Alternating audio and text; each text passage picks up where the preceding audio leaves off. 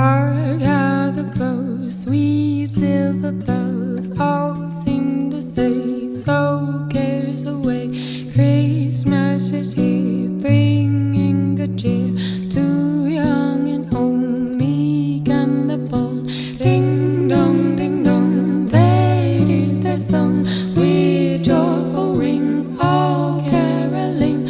One seems to hear words of good cheer from everywhere, filling the air.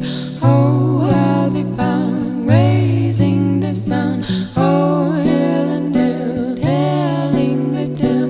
Gaily they ring, while people sing songs of good cheer. Christmas is here. Merry, merry, merry, merry Christmas. Merry, merry, merry Christmas.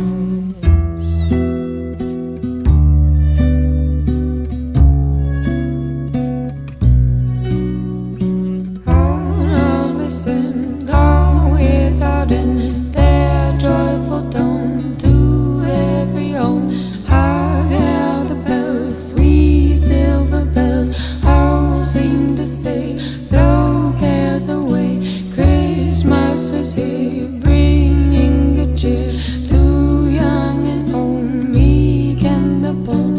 Ding dong, that is thy song, with joyful ring, how caroling. Hello, my dear friends. Welcome back to Vlogmas. Welcome to episode 2, vlog 2. And yeah, we're doing the daily vlogging thing. So today is December 3rd. December 3rd. And I've already made my tea for the day. It is green rooibos citron. So this one says it has rooibos tea, orange, marigold flowers, mango pieces, apricots, natural orange flavor, natural lemon flavor. No caffeine, which is good because I drink plenty of caffeine. I don't need it in my little tea drinks.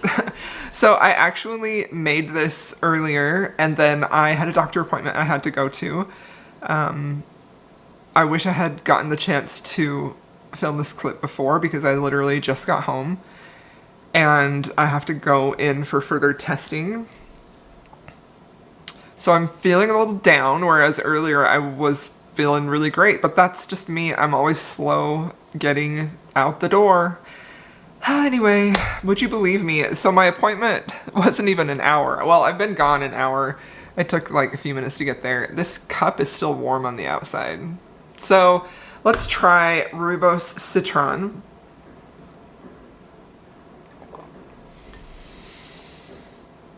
That's good.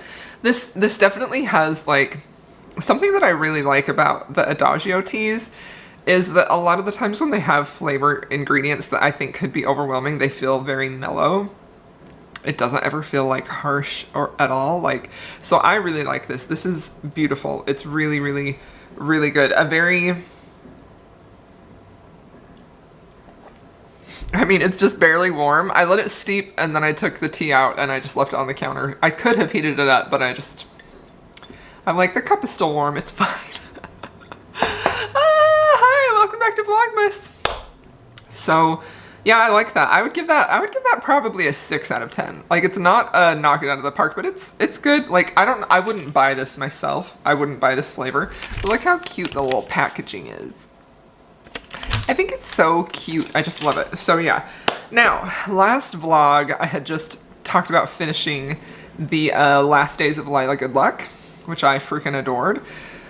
So, continuing on with the books from, I don't know how much further I'm going to read into the Fated Mates, from the Fated Mates podcast, Best Romances of the Year, but I did for sure want to get to this one because it was on their list, and this is a book I've wanted to read because I've loved this author before, and specifically Deshawn, who's one of my patrons, she suggested this book to me a few months ago when I first started my Patreon. Oh, it is a love song for Ricky Wilde, contemporary romance with a hint of magic, a little bit of like kind of unexplained magical elements to it, which I'm really, really enjoying. And I will say first of all, the narrator of this book is fantastic. I'm listening to the audio. The narrator is so good. Seriously, excellent narration. Just hits the right notes with the dialogue and just adds so much life and vitality to this book. I'm very much enjoying the audio version of it. Also, I will say that this author's writing is so good. And that's the thing. I feel like I have been blessed recently with excellent quality of writing of the authors that I've been reading. Like the Kylie Scott was like a masterclass in writing a romance novel. Like seriously, I feel like that book is so good. It's kind of what I feel like is a blueprint for how romance novels should be written, with the pacing beats. Maybe I just loved it. I thought it was so excellently done, you know. This book, A Love Song for Ricky Wilde, the writing it feels so effortless. And you know that it wasn't effortless, like it didn't just happen. You know that this took clearly some effort, some honing of her craft, some honing of her skill. Like this took several years, maybe a lot more than that, to get to the level where she's at. But she's also very clearly a gifted and like a visionary writer, you know, like she knows exactly how to set up a scene and where to pull your focus in. And that's something that I have always find impressive, because I feel like a lot of times what the author chooses to zero in on and have the reader focus on isn't always the thing that I think can create the most impact. I feel like too often authors go for the least common denominator, the low-hanging fruit of what is going to absolutely smack this reader over the head with the fact that these two are attracted to each other, you know? So I'm loving just how expertly she directs your attention to things in a way that doesn't feel like she's like, here, look here, like with neon lights flashing. Like, this is an author who deeply respects her reader's intelligence, and I love and appreciate that so much. So the basic plot of this is that our heroine, Ricky Wilde, she is sort of the odd one out in her family of sisters who are basically, they come from this very, very well-respected, very like socialite type of family, and she has always felt like she doesn't fit in. Like she doesn't want to be the socialite like her sisters. She wants to kind of follow her own dreams, and she finally gets this opportunity presented to her when in the blurb it says she's a regal octogenarian, Miss Della.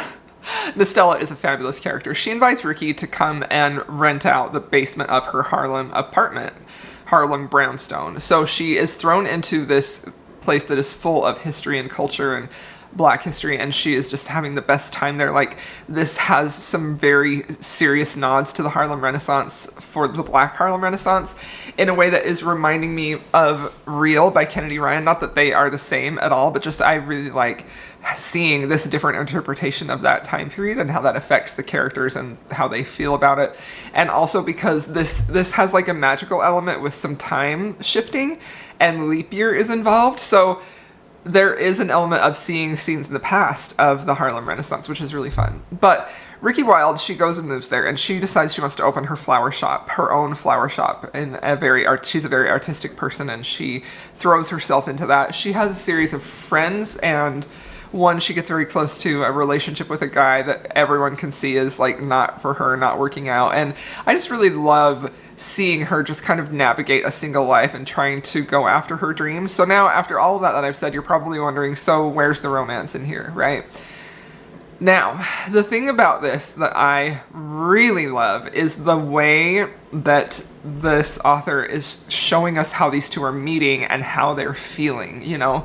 Like, again, the way that it's described how they meet one another is so, like, this is gonna sound like oxymoronic, but it's very quietly visceral. Like, it's not over the top, but you feel it like in your soul when these two meet. You feel like there's something very different about this man. Like, she recognizes there's something different about him. And it's just a beautiful story. Like, I am so deeply impressed with the writing. Once again, and I've read 7 Days in June and absolutely loved it. I think that made it onto my best books of the year in 2022. Maybe 2021. I don't remember when I read that. I remember reading it during Vlogmas, because that book also made it to the first round of Goodreads Choice Awards. And now that the top 10 have been announced, I did see that Kennedy Ryan got dropped out, and I did see that this book got dropped out, and I just feel like that's such a shame. I feel like that is such a shame. I mean, we know the Goodreads Choice Awards are not perfect, and we also know that it is, by and large, a popularity contest, but it just makes me so sad that these deeply talented authors like Tia Williams and like Kennedy Ryan are knocked out for other authors who are nowhere near their ability. So anyway, wow, I sure can ramble, huh? So I'm gonna go ahead and finish my tea. I think I'm gonna heat it up again, get to work, and today is a busy day.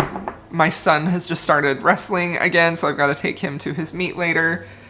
And yeah, things are good. It's gonna be a good day. I love you all, my friends. I'm so grateful to have you here. Thank you for coming back for another episode of Vlogmas. And I'll see you soon when I have more to say. At the very least, I'll see you tomorrow.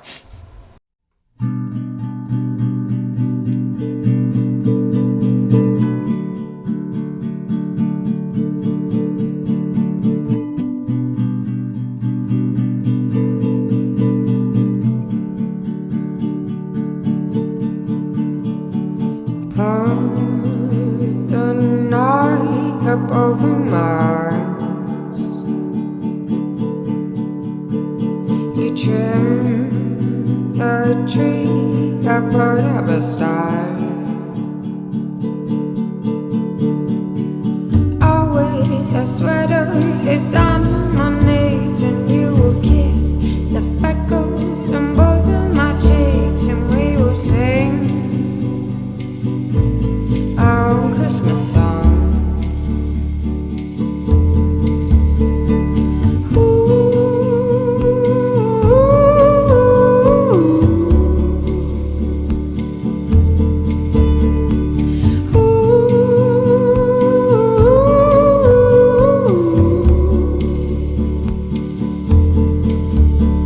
I put your hair back from your eyes.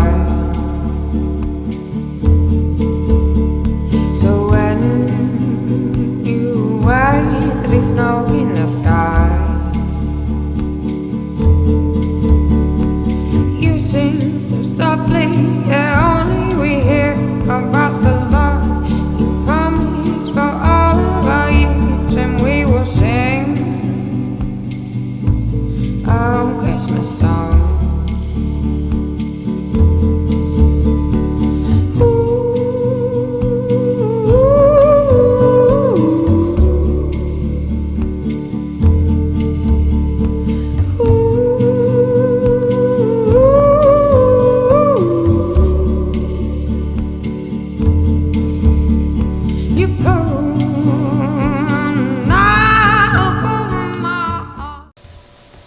Hello, my friends. Welcome back to Vlogmas. Welcome back. Let's go ahead and close this video out. It is December 4th in the evening. I'm cooking dinner, if you can hear it. And yeah, I've got the tea right here. Let's do a tasting. I threw the package the tea came in away, and then I was cooking some meat, so the meat wrapper is like over it, so I can't go look it up. But yeah, so the tea, I believe it's decaf cinnamon hazelnut cream, something like that. Decaf hazel cinnamon cream, decaf cinnamon hazelnut cream. That's probably what it is. That sounds right. Okay, it smells really good. Also, this is a flavor I don't think I've had before, so I'm excited. That's delicious. I love that very much. I will say the cinnamon is kind of faint. Like, you can definitely taste hazelnut, and it does taste creamy. The cinnamon is like just a little tiny bit, which is good. I feel like that's a good pairing. So this one is yummy. Super good. I did my nails today, and I cut them short. I've been trying to do my own gel manicures at home, you know, to save some money, and also because I think it's fun, and I just want to be more in control of what my nails look like, and specifically like the harsh filing really caused me a lot of pain. So hopefully I did not do myself dirty with the harsh filing. Anyways, all right, let's talk about A Love Song for Ricky Wilde. I did finish it, and I ended up, I had to go to my son's wrestling meet last night, and we were I was there alone, like my husband had to work, and so he didn't wrestle until almost the very end, so I had a lot of time to just sit there and read. And so I decided to just listen to the audiobook, Love Song for Ricky Wilde, and I still feel like this is such a beautiful story. I feel like the writing in here is so exquisite. Like, the writing, I think, is so good. Top tier writing. I really love it. I also really like the concept of the magical realism.